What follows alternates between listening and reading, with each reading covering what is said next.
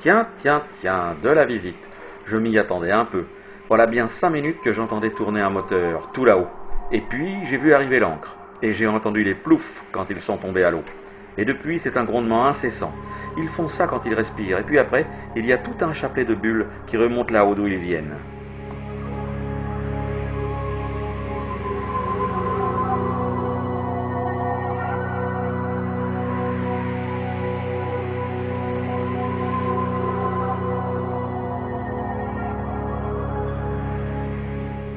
On a dû leur dire que j'habitais ici, car cela fait pas mal de temps que j'ai élu domicile dans ce tas de ferraille. Je suis une célébrité dans le secteur, un peu comme l'Arlésienne d'ailleurs. Bien rares en effet sont ceux qui ont eu la chance de me trouver. Peut-être ces deux-là vont-ils me découvrir. En attendant, je vais vous présenter ma résidence et quelques compagnons qui, comme moi, vivent ici.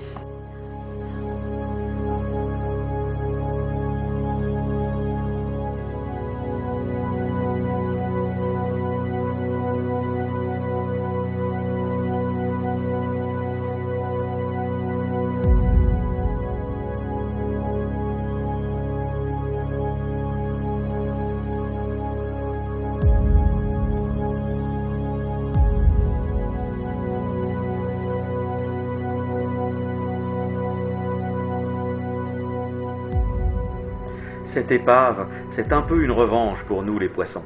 C'était un vrai tueur. Tonnier, palangrier congélateur, il mesurait 45 mètres de long pour 225 tonneaux.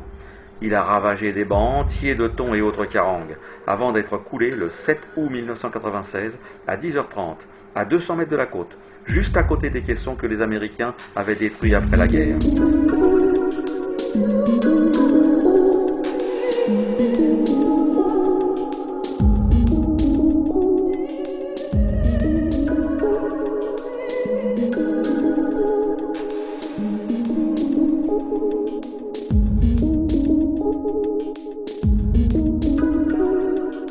Il s'appelait le Taureau 2 et maintenant il sert de refuge, de nurserie même, à un grand nombre de mes compagnons à nageoire.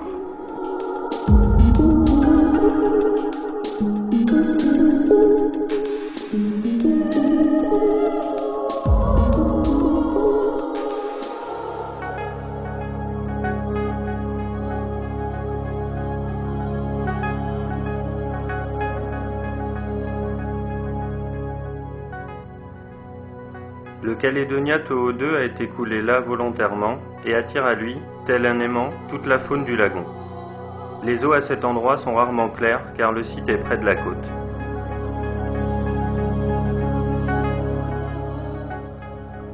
Peu à peu, des organismes de plus en plus gros se sont fixés sur le métal du bateau.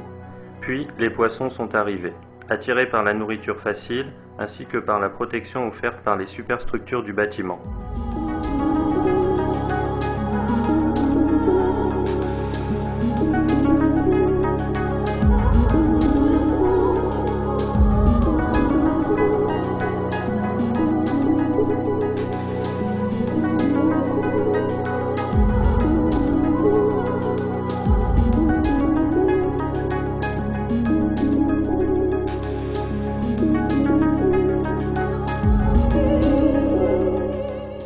Cette concentration de vie est encore accentuée par le fait que l'épave est le seul relief sur un fond de sable et de vase.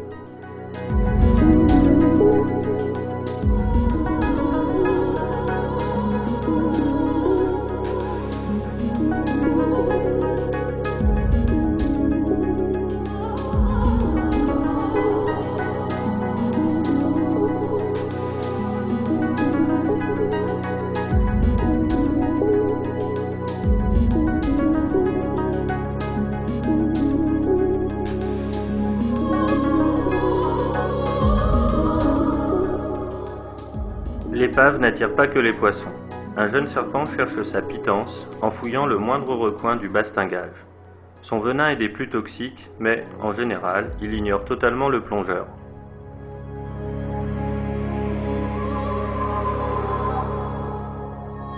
Celui-ci est pratiquement inoffensif. C'est le serpent à tête de tortue, à la recherche des pontes de poissons.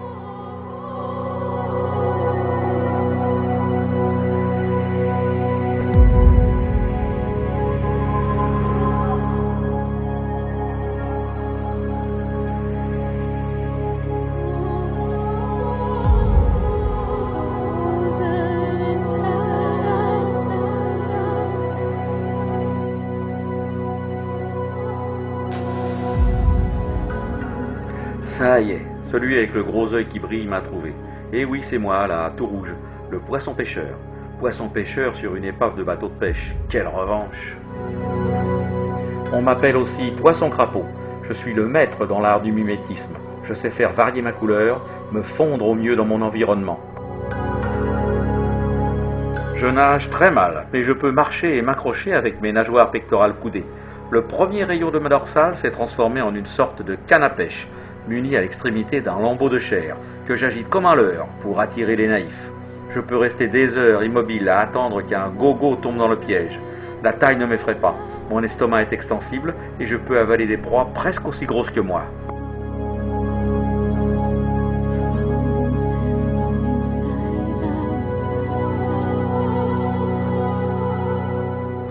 Si vous venez un jour à Nouméa, passez me voir.